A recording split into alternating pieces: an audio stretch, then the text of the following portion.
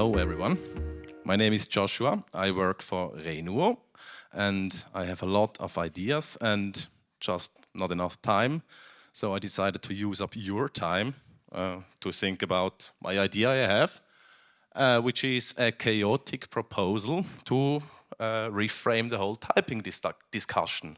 Statically typed, dynamically typed, weakly typed, strongly typed, doesn't all matter so much if we think about that we are all human. But first, a short introduction. Ruby is dynamically typed language. So this means that the interpreter, when you give it some code, will do a semantic analysis and then tell you during runtime, hey, there is a type mismatch. It will complain that the float cannot be added to a string. Since Ruby 3, types can also be declared in RBS files, so outside of Ruby. This means that we can now check for type signatures before the code actually runs. So with a tool like Steep or Sorby, we can kind of provoke compile time errors so that we stumble during runtime. But this is configuration, and I'm a Rails developer. I don't like configuration at all. So I'm very happy that Mats actually did not put annotations in my beautiful Ruby. I can still think about my business problems, and I don't have to think about machine problems. Then there are people who discuss, well, type annotations are for human as well. Yeah, are they really? Well, I don't want to put myself too much into this heated discussion. For me, it still is all configuration, and I want to propose to you another solution which is called the conventional type or conventional typing.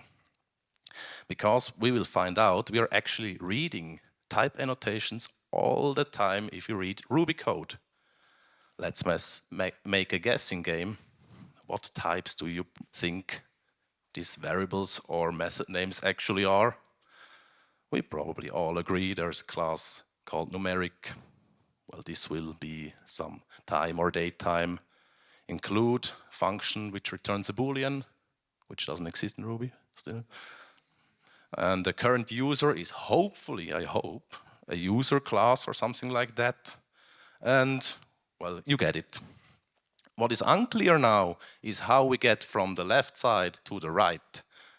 There is RBS prototype, which can kind of guess or make you RBS files, but we don't have this for the conventional types. So I have some, let's say, naive or bad ideas. You probably have better ones, so please come all up with them.